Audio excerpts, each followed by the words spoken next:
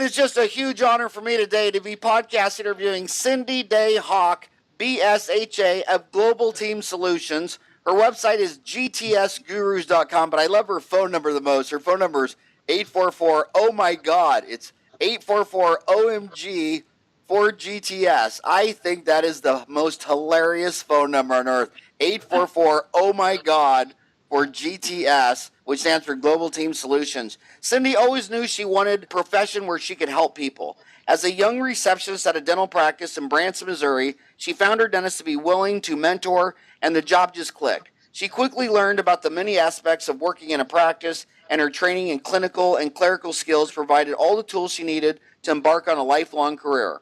Along the way, Cindy has served as a certified dental assistant and office administrator. In addition to earning a Bachelor of Science degree in health administration, she loved getting to know her patients and used her quick sense of humor to make their appointments and her work and fun and rewarding. Just ask the Branson entertainer who sat down for x-rays one day and asked what the lead apron was for. Cindy said it was in case he blew up, then proceeded to go around the corner and flinch as she pressed the button. When she said they'd gotten lucky because he was still there, he laughed so hard the plastic x-ray device flew out of his mouth. Today, Cindy is passionate about training and consulting for dental practices. She is a former field training manager for a practice management software with more than 17 years of training experience and over 30 years in dentistry. She excels as a large group presenter at workshops and seminars. She's excited to be a part of the GTS team and share her know-how and knack for practice security, paperless processes, staff management, productivity. One of the things Cindy loves best about working with practices is helping dentists and staff to let go of their fear of change. Sticking to the norm can hold practices back from discovering true productivity and delivering the stellar patient care practices want to be known for. She is an expert at helping to turn that fear around and giving practices the ability to work at more efficient and exciting levels. In her downtime, Cindy is a swimmer, a singer, and a movie buff. She has 2 grown sons and lives outside of Springfield, Missouri with her husband Mike and Maltepoo Casper. She can be reached at cindy@gtsgurus.com or just call her at 844, oh my God, for GTS. So, Cindy, I think the issue is dentists are loners. So right now, you look at these traffic jams. The reason there's so much traffic is because every car only has one person in it. And so right now, everybody listening to the show, it's about 85% have an hour commute to work. That's why we do an hour show. And 15% are on a treadmill, but they're all alone. And I've told them for 800 episodes that the number one return on investment is a practice management consultant. That's why I called you. You didn't call me. This isn't an infomercial. When I called you, you probably didn't know who the hell I even was. Who's this bald guy from Phoenix bothering me? But the reason I want practice management consultants is because my homies, they think that when their dental office is failing, that they need to add like Invisalign or sleep apnea or learn how to place dental implants.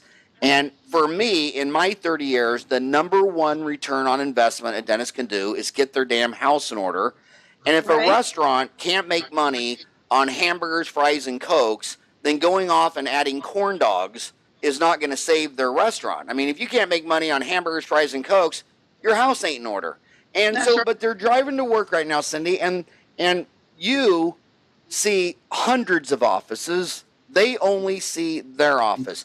What are red flags? Paint some descriptions of red flags that might make them think, they could benefit from a consultant. I mean, I know they could benefit from a consultant. In fact, everybody I know that's doing $2 to $4 million a year in collection and taking home $650 or more, not only have they been doing it for 30 years, they've had every consultant they could ever find. I mean, every year, every other year, because they figure, well, hell, if I brought in Cindy and she only gave us one great idea, it'll pay for itself. Right. And then the dentists who are the most miserable and stressed and hate their office and burned out and all that stuff like that, they've never had a consultant one time to come in and help them. And I don't know anybody who ever got a gold medal who didn't have a coach. Right. So paint some flags. What problems do people call you up with that you say, oh, I can go in and help you fix that? Well, there's usually, their production is down or their collections are down, or maybe they're having issues with their staff. They don't know quite what's wrong. So, usually they don't call us until there is a problem, which I think sometimes is the problem. I think anybody that's starting out in dentistry should hire a consultant right away, because needless to say, we've gone through all of the criteria of learning the mistakes along the way. I mean, I've been in, dentistry for over 31 years. So I've learned by my mistakes, and now I can help those new dentists learn by my mistakes. So I think with dentists generally, they don't really know how to run the business end. So that is also questions that we get is, I don't know what to do with this. All I want to do is just dentistry. So we kind of help them in that manner, help them set up policies and just generally guide them along and teach them how to run the business. So that's basically what we do. And I really feel like new dentists that are just coming out of school, get a hold of a consultant like me or Janice or Denise or Chris, that's part of our team, and to be able to get you set up to learn, what mistakes that we've come across so that they won't come across those. So, the first time I ever told my dad I wanted to go golf with him, he was going off to golf, and I said, Dad, can I golf with you? I don't know how old I was. It must have been 10, 11, 12, something like that. And he said, sure. And I had no idea. But on the way there, I thought I was going to golf with my dad. And my dad walked into the deal, and he signed in, and he said, you got a pro free. And the guy says, yeah, I got 2 of them right here. And he goes, he turned to me, he goes, Howie, he goes, rule number 1 in golf. The first 10 times you play with a pro. You don't want to develop a bunch of bad habits. He goes, if you go out there and play with me today and develop a bad habit, it'll take the rest of your life to get rid of that damn habit. He goes, That's right. You start right. And when I opened up my dental office, I graduated May 11. It only took me 133 days to open September 21st. And the first time my front desk asked me a question and I didn't know what the answer was, I thought back to that golf. And back in the day, 1987, the big bomb practice management consultant was Sally McKenzie. And I flew my team all the way to her in Florida. And then I flew her all the way to my office. But here it is 30 years later, and I still have staff members saying, well, Sally McKenzie said this. Well, Sally McKenzie said that. And I mean, that was 3 decades ago, but I knew, when would be the best time to set up the best systems? Day 1? Or day 1200 or day 2000 or day I'm burned out and now I'm drinking Listerine in between my patients because I'm so stressed. So, but dentists don't get that. But they'll go buy an $85,000 BioLace. They'll say, well, I need chairside milling at $125,000, or I need a CBCT at $100,000. Like, dude, your house is not in order. Get your house in order and then buy all the boy toys. Right. So day 1, absolutely. And just like you said, you want to learn that from the beginning instead of going backwards and then going to try to fix things. So you get people set in their ways, and it's very difficult for them to learn new stuff, new things, new policies when they've been doing something for years and years and years. So, it's day 1 for me. I honestly, truly believe it's day 1. I learned the hard way.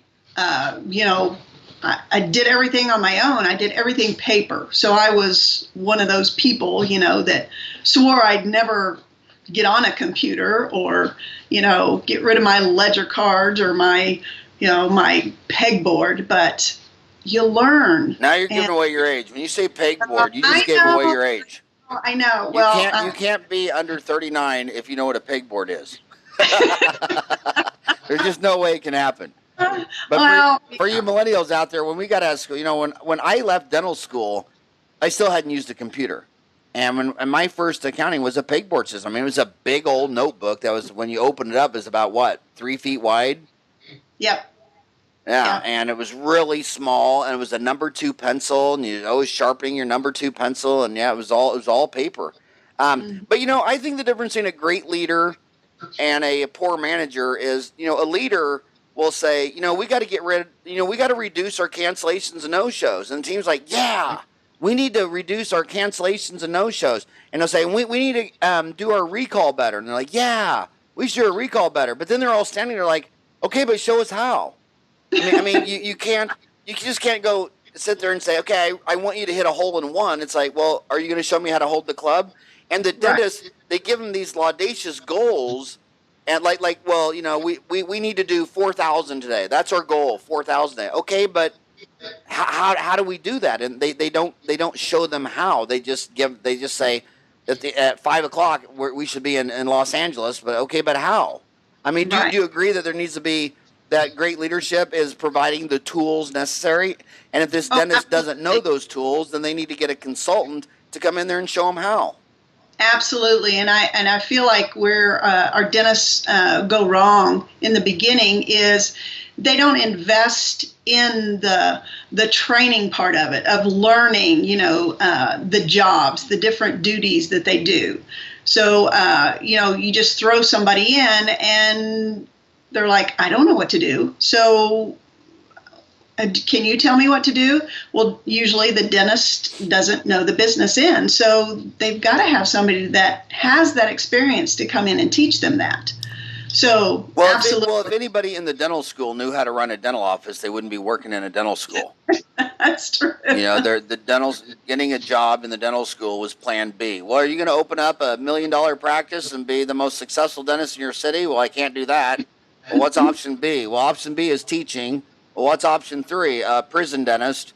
And so working at the dental school is only because they didn't want to work at the penitentiary. So they could learn that. I always thought it was funny when I went to Catholic school and I was taught sex education by a priest, and I thought that was even strange. Okay, I'm being taught about sex by a virgin. Okay, does that even make sense? But the dentists, they come out of school, day one, they set up their office. I mean, they don't even know how to set up a recall. And then they get on Dental Town, and everybody has a different idea on a recall. What advice would you give them on a recall? Well, for me, as far as recall is concerned, it depends on their area as well. But especially recall, to me, I think that is probably the most important thing in a dental practice, because that, to me, is your lifeblood. That keeps people coming back in, keeps your patients coming back in. And if you don't have somebody on top of that, on that recall system, then people just get lost in the system. And now you're spending all this money trying to get new patients in when you're not utilizing the ones that have already walked through your door. So to me, setting up that recall system is imperative in the beginning. How are we going to handle this? What policy, what protocol are we going to use? So as far as recall is concerned, so if they're due, are you scheduling before they leave the office?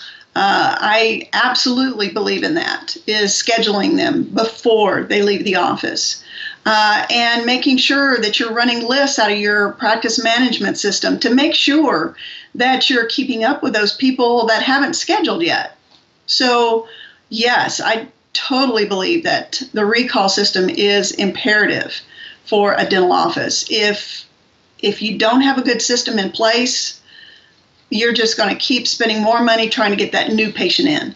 So you recommend scheduling them before they leave. And who should schedule, the hygienist or the front desk? I prefer the hygienist. I agree, because then now she has to own the problem. Absolutely. And, she's going to better know her patient. And when she's talking to her patient, it comes better from her than it does that front desk person.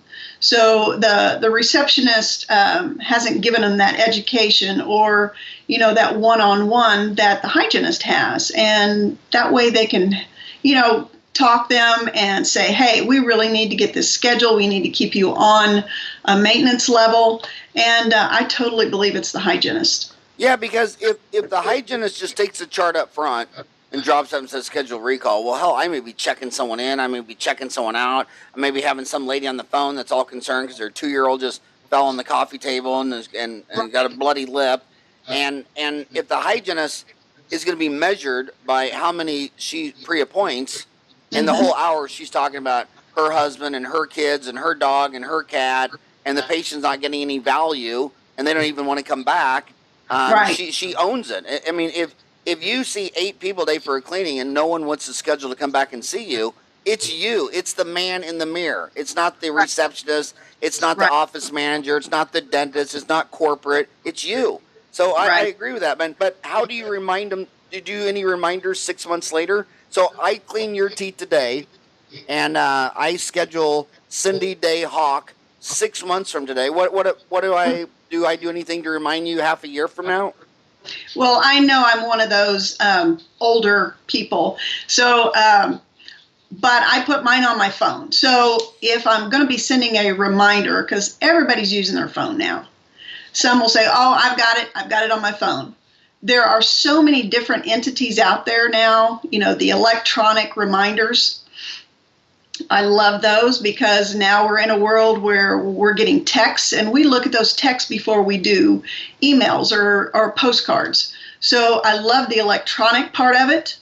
And I feel like, we would usually send something out like maybe a month before, and then maybe 2 weeks before, or and then if you're texting, then you'll probably want to send one like an hour before their appointment as well. So 1 month, you said 1 month, 2 days, 1 hour? Yes. 1 month, 2 days, 1 hour. Right. And obviously, I'm what I'm reading on email reminders that 50% of emails go to spam. Yeah. Unless I send you an email, then it's 100%. But they're getting texts. They like their text messages. Yeah. They're getting those. And for those that don't have text messaging, then we ask you want to ask them. Do you check your email regularly? If they don't, then that's somebody that you're either going to send a card to or you're going to give a call to. So just any company, you say you like some of these digital companies that do that? Any of them you want to give a shout out to? Any of them you prefer or like the most or recommend? I think so many of them have so many good features like Demand Force or Solution Reach or Lighthouse. They all do great of what they do. There's particular ones that work better with some softwares than others. So it's really, just depending on what you have in your office and what you're looking for. What are the, the criteria that you need? Well, let me back up then. Let's go one step back. Okay, she's listening to you now. She graduated last year from dental school. She's been working at Aspen for a year, and she wants to build a de novo practice in Branson, Missouri. What practice management software system would you recommend first? Well, I truly would probably recommend Dentrix first. And honestly, it depends on the office as well. So, what are their needs? If it's if it's an office that has multiple practices, then you want to find a dental software that is going to be able to handle that. Do they need a cloud software? So every need is different in offices, and not every, one particular software is a cookie cutter for all. So really depends on their needs and, how big the office is, where they're at, and what they're used to. Now, you're in Branson, Missouri, right? I'm in Springfield, right outside of Springfield.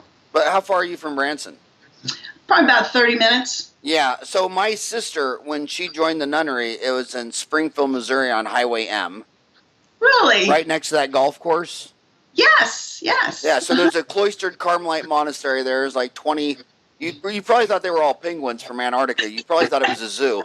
But those aren't penguins. It's actually my sister is one of them penguins. But Branson, Missouri was the biggest sore spot for my father because he had 2 brothers, Mike and Jerry, and the if anybody asked me who my favorite comedian in life was, it's my dad and his two brothers. I mean, those three guys start talking.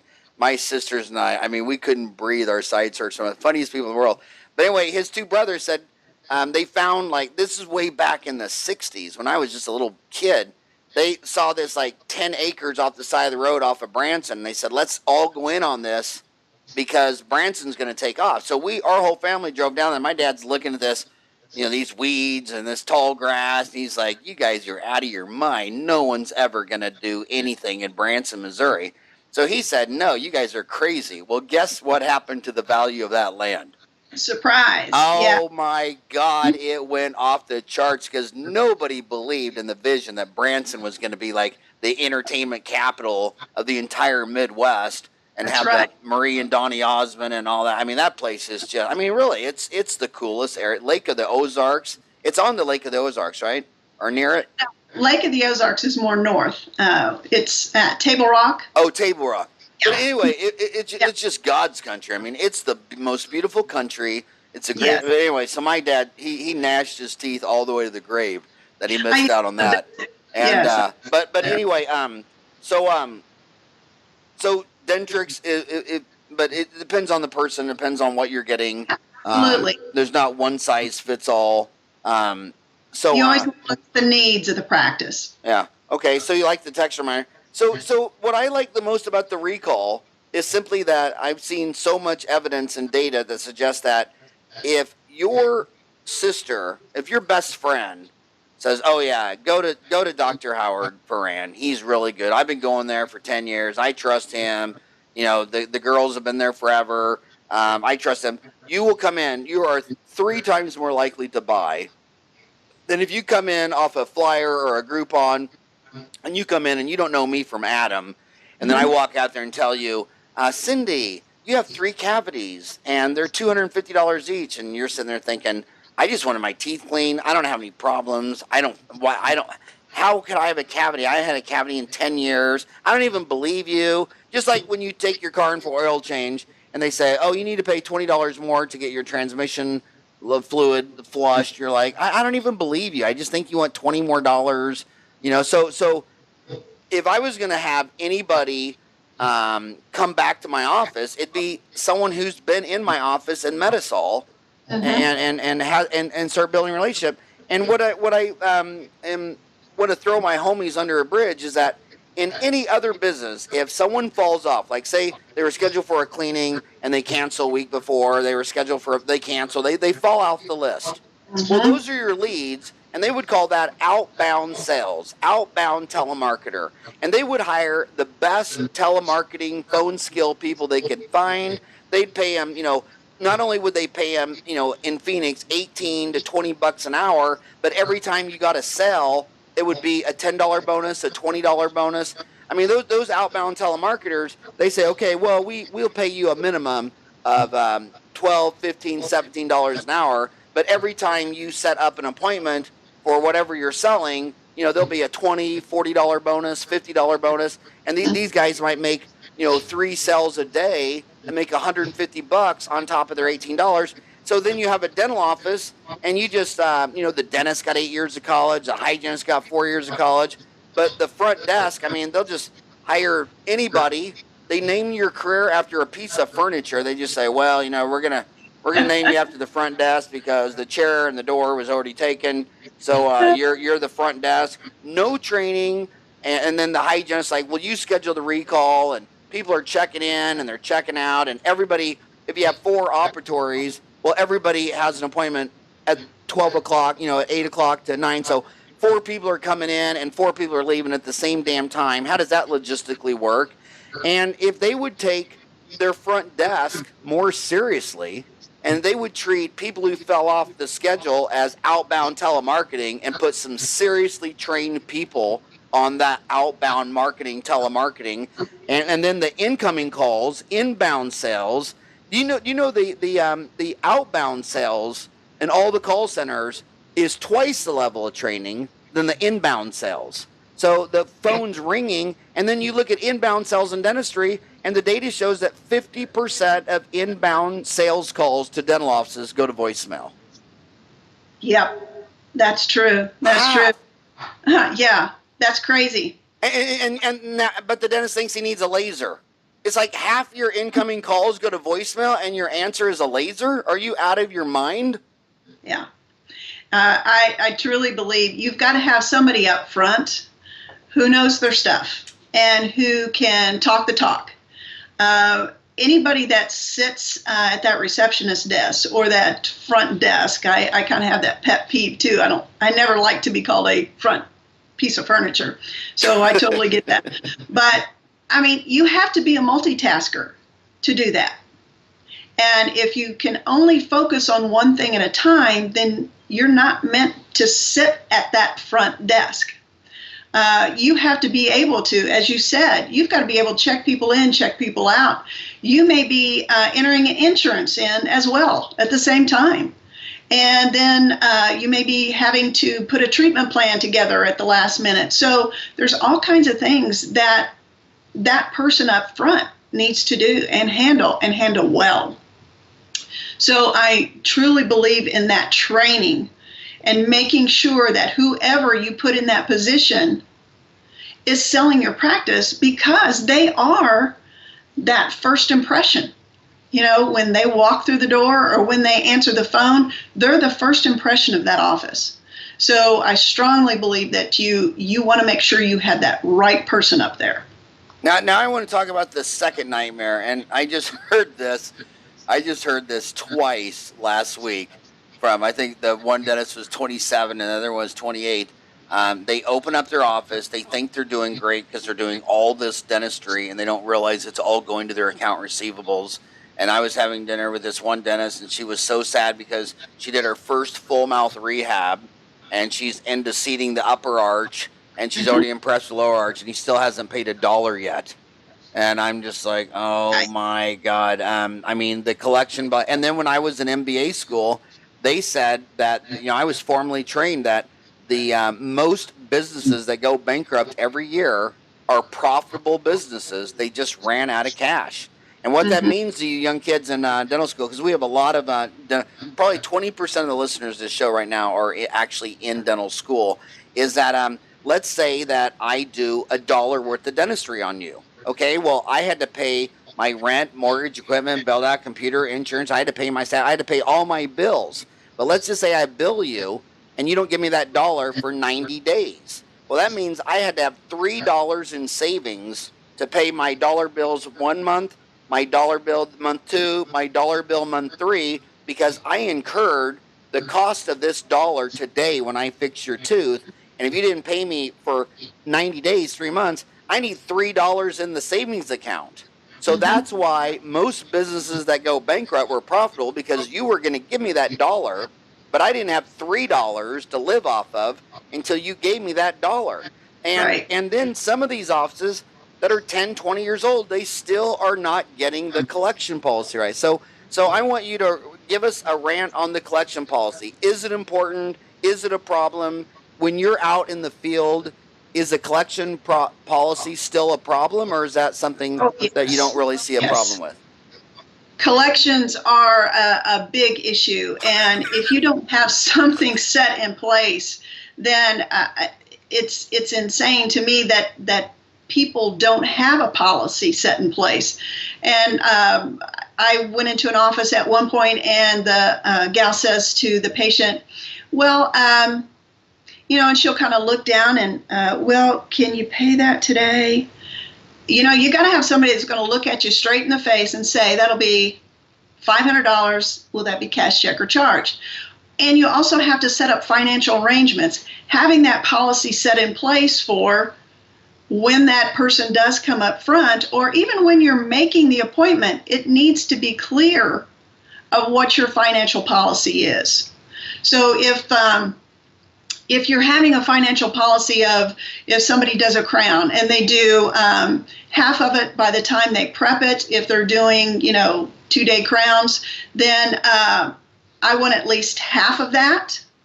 And then when they come to get it seated, I usually ask for that money before they get in the chair, because once they sit down and they get it seated, there's no taking it back out. So you want to make sure that there is a solid policy in place. So have that ahead of time when you're talking to them about their treatment plan. You want to get those financial arrangements set in place. Make sure you're following that guideline for everybody. It's, let that one go because they're a friend of the family, or they're, the friend of a friend of a friend. And it just keeps snowballing. So you got to have that in place, and you got to have somebody that's going to look at them straight in their eye and ask for that money. So do you think it's a personality trait? Is it something you're born with? I mean, some people love sales and they love asking for money, and some people hate sales and hate asking for money. Do you think that's something? I mean, can I take someone who hates sales and hates asking for money and make them love sales and love asking for money, or do I just have the wrong person and I just need to like you? Obviously, you have all those guitars hanging behind you. Your husband plays in church. You sing in church. If you had me, if your church said, no, we don't want Cindy to sing anymore, we want Howard to sing, you would learn in about 4 minutes that I should not be your singer. And I don't think you could send me to singing lesson schools and say, well, give Howard a chance. We're sending him to some singing lessons and he'll be fine next week. I ain't ever going to be your singer. So do you think if Shirley's up front and she can't ask for money, do you think I can make Shirley a singer who loves singing for money, or do I need to replace Shirley and find someone who can ask for money? You either have those qualities or you don't. Some, what I consider is if they are trainable, then that's definitely maybe somebody I could train to do that. But if I'm going to have somebody up front, they need to be comfortable with asking for money. And that is usually the first thing I would ask if I was hiring somebody is, how comfortable do you feel asking me for that balance? And I like to do a lot of role play. So when there is somebody new that is going to be in that reception position, those are some of the questions I'm going to ask. I'm going to kind of do a role play. Okay, I just had a crown done. I want you to ask me for money. So I go through that process. If I don't feel like they can feel comfortable doing that, then they're not that person that should be at that front desk. What percent of staff do you think are only comfortable asking for money when it's a raise because the earth went around the sun, and every time the earth goes around the sun, they want another dollar per hour? I mean, what percent of staff only can ask for money from the dentist and not the patients, would you guess, in your experience in office? I'd say that's fairly high, I would say. Yeah. Yeah. Fairly high, absolutely. We want to be paid, but sometimes we don't want to do the job for that money. Okay, I want to hold your feet to the fire though, because she's driving to work right now, and she's thinking to herself, well, I think we do a great job on collections. You said you recommend Dentrix. When she gets to the office, if she's on Dentrix, which is the #1 selling practice management software in America, how could she get on her computer and give her office a grade on her collection policy? How would you grade her collection policy? What would the specific number be? I mean, would it be 1 month's collection? What should her over 30, 60, 90 be? Well, you always want to make sure that you have more in the current and the 30 and your 60 to 90, because I honestly believe once it gets past a 45-day span, you hit that 90 and your percentage will drop less and less and less to be able to collect it. So that's why those policies or those protocols for that financial policy that is set in place be followed, because you don't want that accounts receivable to be up there. I've walked into where they've got like 200,000 in the over 90. Well, how did that happen? So you want to run the reports. That's your entire student loan debt. Yeah. So, how did this happen and why is it so high? Is anybody working it? And I think that is the biggest issue, is there's nobody really working the system. They might only have one person up front. So they're expecting that one person to do everything, keep up with all the maintenance. And when you start to bigger and bigger and bigger, it's almost impossible to handle all of that. So you've got to make sure that you set up a flow of, when am I going to do this? When am I going to run my reports? When am I going to call on accounts receivable? So keep that set in place. And it just becomes part of your world, what you do. And, if I actually spoke with a doctor who said, well, that one person should be able to do everything. Okay. Have you ever traded places with her? You'll be able to see that maybe you'd be more productive if you had somebody up there to help. So that way they can actually pull reports that can fill that schedule and be more productive and keep that accounts receivable down. Make sure that those people that you set in place up front are collecting so that it doesn't get up to that 90-day. I am not, for me, I want 100% collection, of course. But if you've got 85 to 90% collection, that is pretty good. We want to make sure that we're at least that point. You don't want your 90, to exceed more than maybe 5 to 7%. Oh, so over 95. So if you collect $100 a month, then your over 90 should be $5 a month or less. Well, let's hope it's absolutely zero. That would be. I hope it's zero, but 5% would be the max. Yeah. And so if you collect $100 a month, what would be a normal, healthy, B plus, A minus, over 30, over 60, over 90 for $100 a month production? Well, if I've got $100 a month, I'd be probably breaking down my practice. But I just use 100 for the percentile. Yeah. So I'd probably have at least in the current, I would want at least maybe $80. In the over 30, maybe 15. And then anything past that would be that $5. So I want to keep my current and my over 30 at a fairly decent rate. And it's really the number one deal on overhead, because let's say that you collected 85%. Okay, well that 15% that you didn't collect, you paid to have that done. I mean, you had a facility of rent, mortgage, equipment, bill, computer, insurance, malpractice. You had labor, lab supplies. You paid for that dentistry, and you're still in business. So that 15% you didn't collect was totally profit dollars that would have dropped to the bottom line. And right. I've always said that when you see high overhead, the only two things I would look at is labor and the collection policy.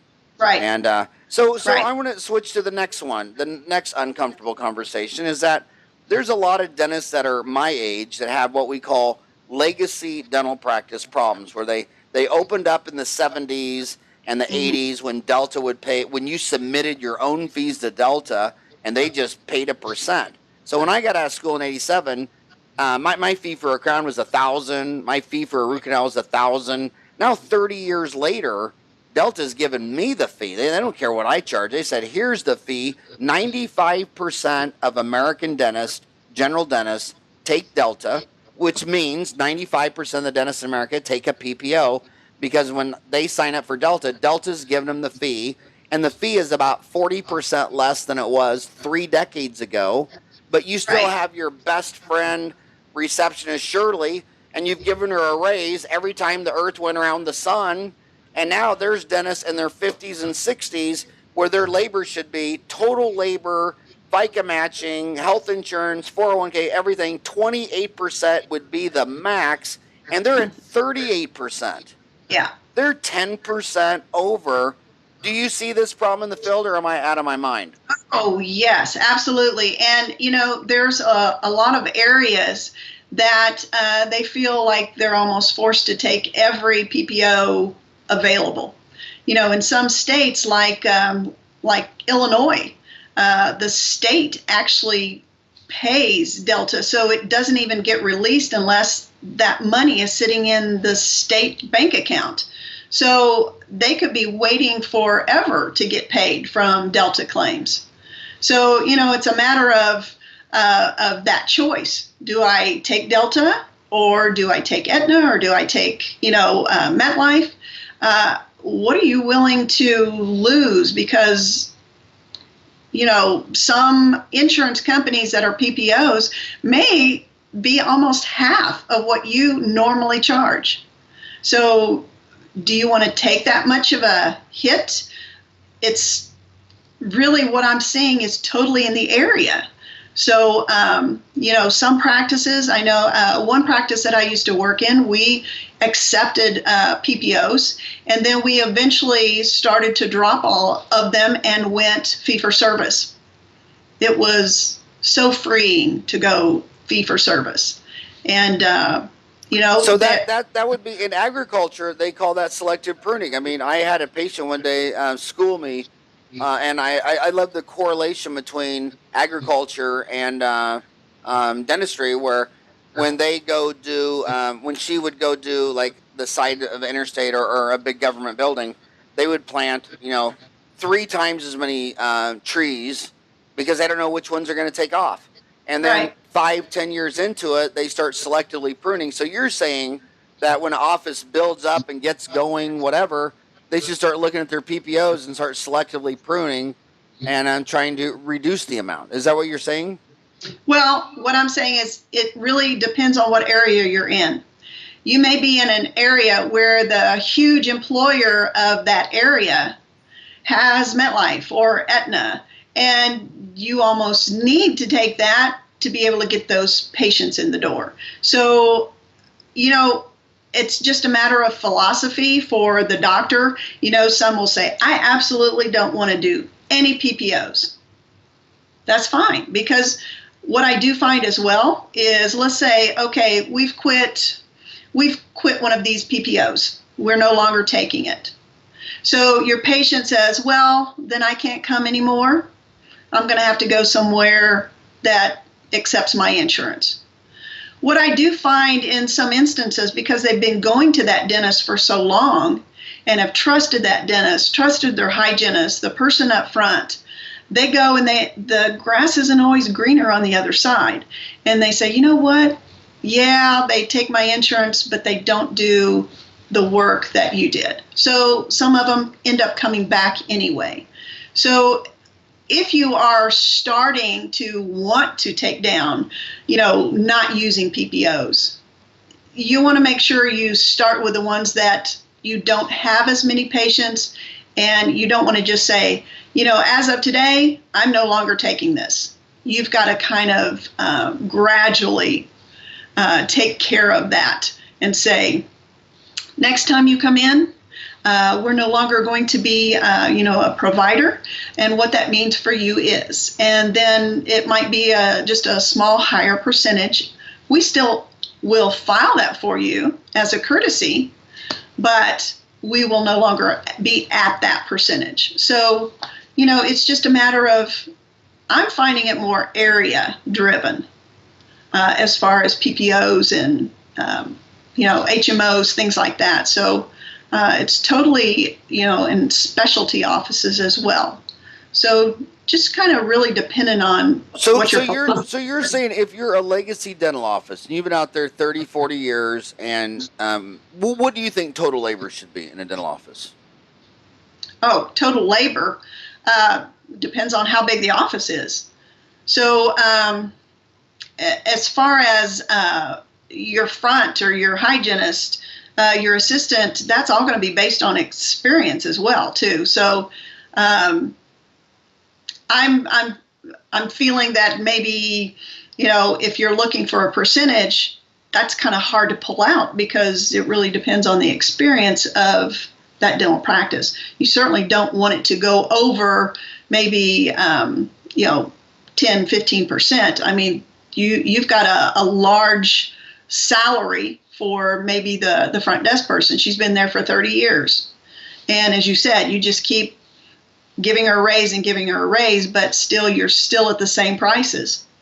Your production level, collection level is definitely not going to be where you want it to be if you continue to raise that and not raise your prices. So there's what, 4 of you guys at Global Team Solutions? Yes. At gtsgurus.com. So there's 4 gurus. There's this right. one chick named Cindy Day Hauk. That would be you. And then there's Chris Girardello. It's Cardello. It's what? Cardello. Cardello, but it's spelled Ciardello. That's got to be Italian. Right. Yes. Is it? Yeah. Chris Cardello? Yes. Denise Cardello. And then Janice Jansen. So are Denise and Chris sisters? No. Chris is Denise's son. Oh, okay. So I'm sorry. So Denise, that is damn cool. Denise is a consultant, and her son followed her into consulting. Yes, that's really cool. That is so cool. Yeah, you ought to have them both come on the show. Well, they're awesome. Yeah, have them both come on. Ryan, I don't think I've ever seen that before. I don't know of any consultant. I can't think of a single consultant that had a child follow them. Oh, Blatchford. Christina Blatchford followed her dad, Bill Blatchford. Yeah, have Denise and we are Chrissy. Unique. What's yes. That? I said they are unique. And then there's Janice Jansen. Now, do you guys consult anywhere in the U.S. and Canada, or are you more regional, or anywhere in the U.S.? Yes, absolutely. And do you? Yes. And if someone called you from, say, on the other side of the country, California or New Jersey, do you do it all online? Do you fly to location? How does your consulting actually work? Well, we've got different programs. So I actually, there are clients in California. As a matter of fact, I just came back from there. So yes, we do have clients in California. We go all over the place. So anywhere somebody needs us, we'll either fly there. We do have different programs to where we can do it online, or we will have different programs to where we may come in there once a month. So yeah, we'll do either or. And if I asked is it a contract? Do you have to? Is your system like a contract? Is like a year-long program, a 2-year program? How long is the? Does it take a contract, and how long is the program? It just depends on the program that you choose. We do have some that are a year. We have some that are 6 months. We have some that extend further because they want to renew. So we tend to, we're not so much a cookie cutter as we're going to base it on that practice. So somebody needs a year, then we'll set up for that contract. I just decided I don't want Chris Cardello. Is it Cardello? That's how you pronounce that, Cardello? So the I is silent? Mm-hmm. Is that common in Italian, the I is silent? I'm not Italian, so I don't know. So. Anyway, he's got just way too damn good a hair to come on my show. Yeah. He's got better hair than the rest of us. My God, he's got good hair. That is just, I'm only going to do him if it's on iTunes only. It's just audio only. We won't film it and put it on video. But I want to ask you another question, and this is Dentistry Uncensored. If I'm ever talking to a dentist and I say, man, what is the worst thing about being a dentist? I mean, what do you hate the most? What gives you nightmares and puts a knot in your stomach? It's always staff issues. And yes. It just drives dentists crazy. And I mean, they're so confused because the patients all love the hygienist, but the hygienist and the assistant fight like cats and dogs. And the dentist can have a meeting with the hygienist and explain to her that the overhead, should be 65%, and now it's like 78%. And at the end of the conversation, she just looks and says, "Oh, that's interesting. By the way, I'm due for a raise." He's like, did you just hear a single word I said? So, I mean, when I meet dentists who say, I just want to burn down my dental office and get a job at Taco Bell, it's always because of staff. Do you see that in the field too, or not really? Yes, absolutely. And dentists don't like confrontations. So they want to just come in, do their dentistry, and they want everybody to just do their job and do what they're supposed to do. So that's part of our services as well, as we come in and help those conflicts, within the staff and find out what's going on and guide them and start putting protocols in place. And that's what we're for. So we really help in that manner of helping those conflicts, because the dentists, they don't want to approach that or confront those. What percent of the time do you go in there is the main problem staff? are a staff issue? I would say most of them. Most of them. And always somebody that. And what percent of the time when you go in there, is there a staff member that really needs to go? Oh boy.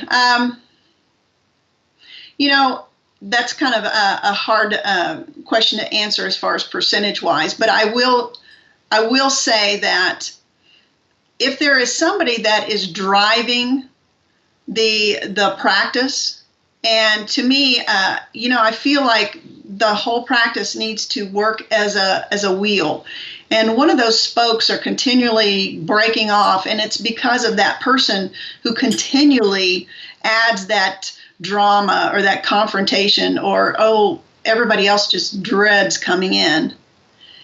If it is not something that can be taken care of, then yes, that person would probably need to go, because you don't want that person driving the office. Everybody else doesn't want to come in because they never know how they're going to react or how they're going to be that day. Are they going to be Jekyll or Hyde that day? So it really depends on the person. If they can be sat down and discussed, and they don't want to, you know, conform to what we feel like they need to do with everybody else, then they will probably be the one that would be gone. So, yeah. Then I want to ask you another toxic question.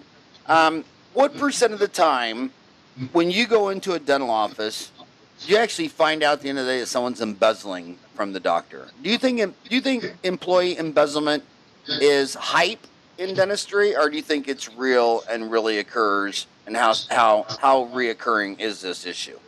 It is real, and it is really reoccurring, and it's too bad that it is such a high percentage. We have Janice Jansen, who is one of our co-owners of Global Team Solutions, is a certified fraud examiner.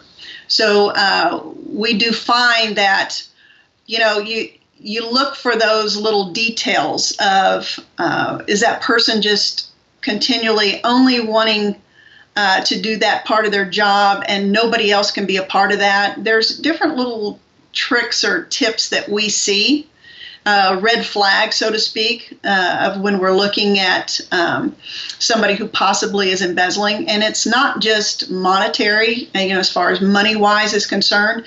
It could be products, you know, in the office, or it could be, you know, they're kind of fudging on their time card. So, yeah, or using maybe some of the office's, you know, stamps, letters, things like that. Anything like that is considered, you know, taking from the office. So, yeah, it's pretty high. And we do have some tips and tricks that we kind of look for. And somebody might call us and say, hey, we think something's going on. So we will probably go in there and do an audit and check and see what we find. You know, we also want to look to see if they're on passwords. That's a big deal. Talk more about that. What do you mean if they're on passwords?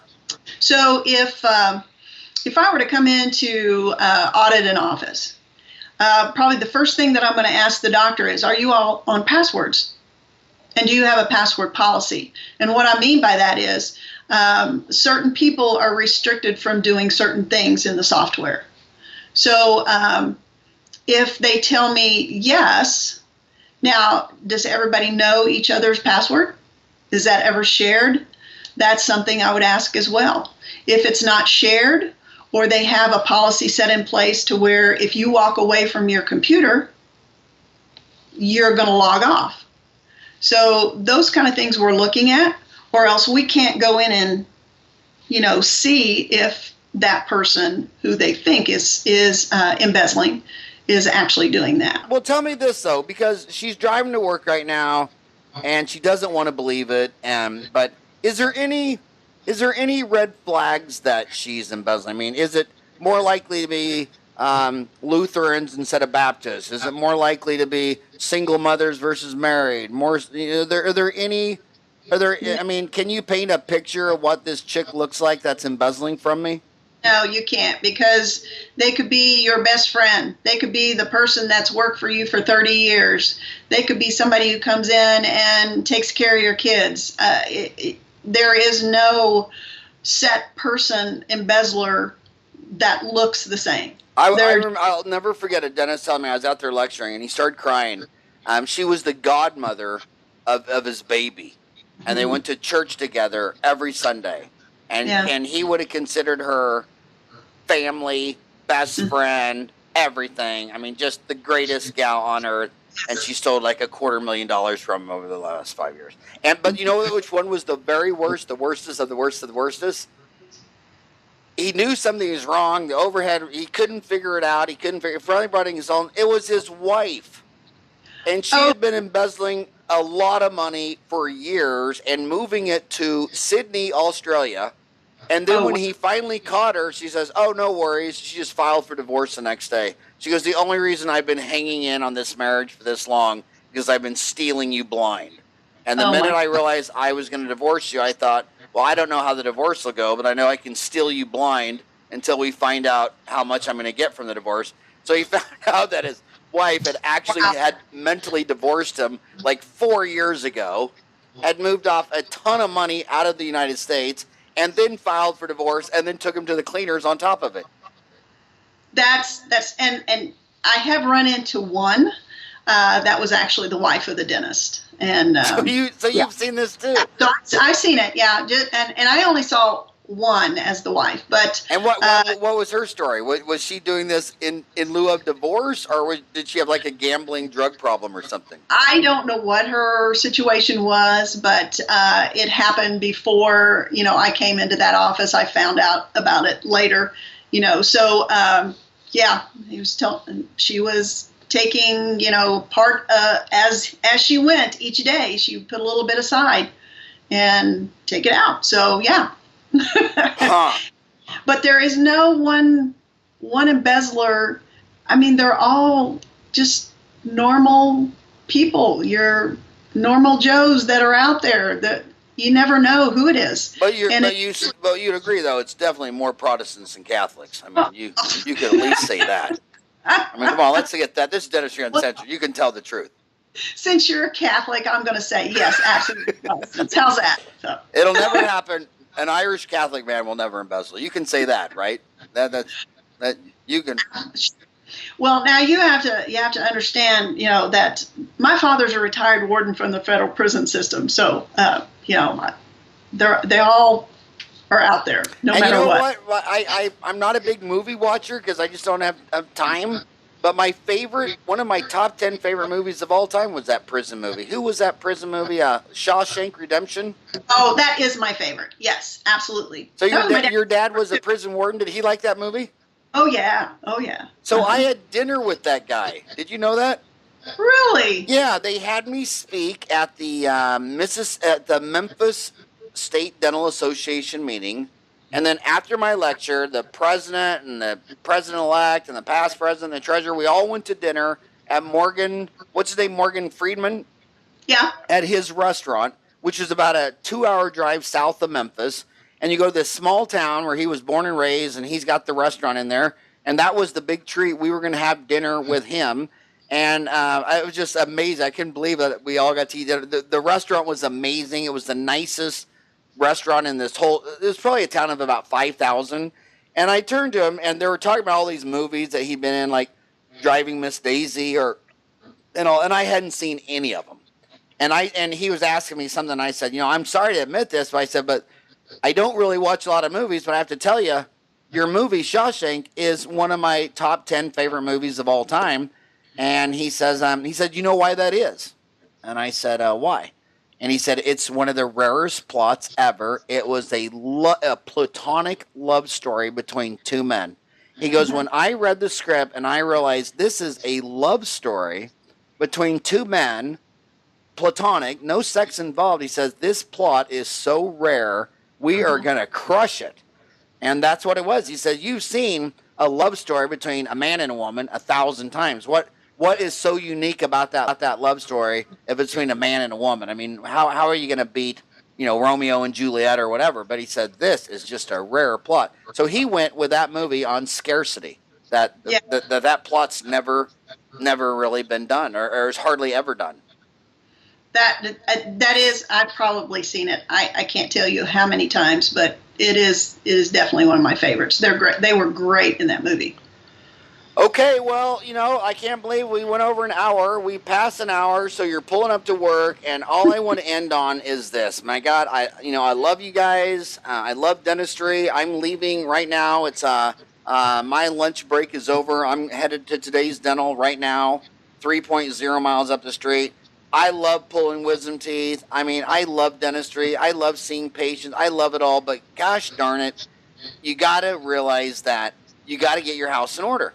And Right. every time your house is not in order, your overhead's too high, your collection policy's off the chart, your staff's embezzling from you, and you know what your best idea is? You say, well, you know what? I should learn sleep apnea. I keep reading that everybody's getting into treating snoring and sleep apnea. No. I'm going to learn how to do Invisalign. No. I'm going to go learn how to place implants. No.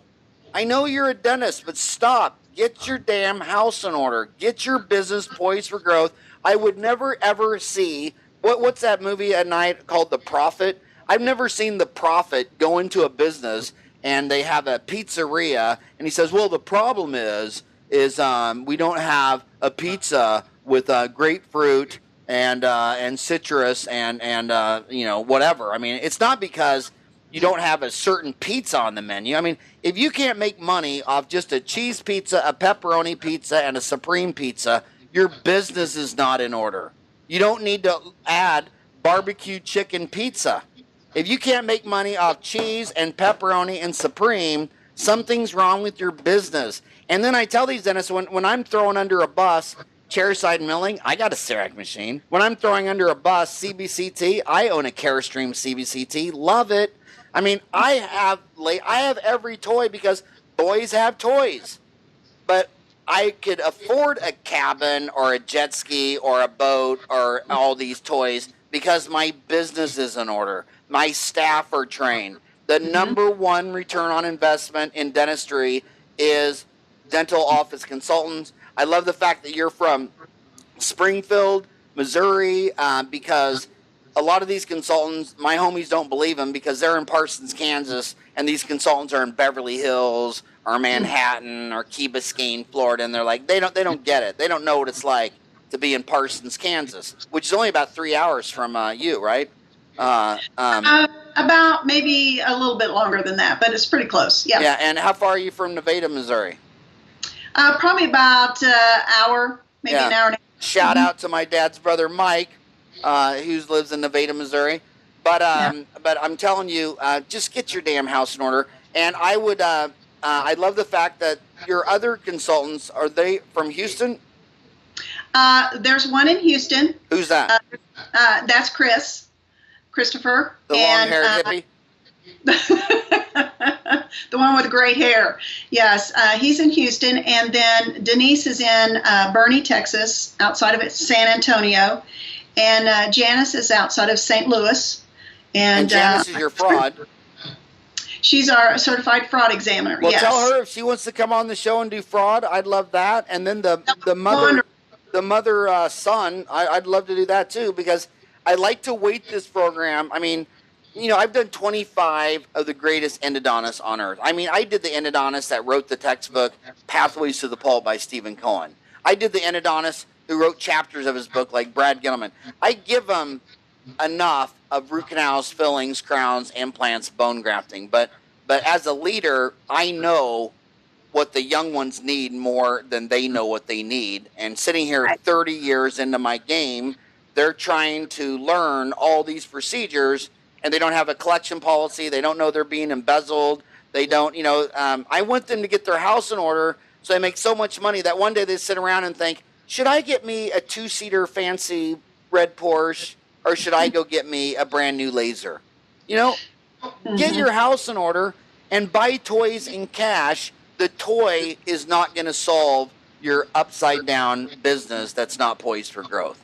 You're not going to buy a laser, a CAD cam, and a CBCT and magically have a collection policy, a trained front staff, and not being embezzled from. That's not going to happen when you buy a laser. So get your house in order. You also want to make sure that your dentist is paying attention to the business as well. If you're not paying attention to the business and you don't know your practice management software, you need to learn, because if you're just letting somebody else take care of it, then you're probably going to be embezzled. That is a good percentage of that you might be. So unless you hire all Irish Catholics. Absolutely, there you go. But then they'll all show up drunk drinking Jameson whiskey. So then you'll have a bunch of alcoholics who aren't stealing from you. But on that note, Cindy, thank you so much for coming on the show today and sharing an hour with my homies. We all greatly appreciate you coming on the show today. Thank you so much. I appreciate you having us, and Global Team Solutions, we thank you as well. All right, now you go out and have a rocking hot day, Cindy. You too. Thank you.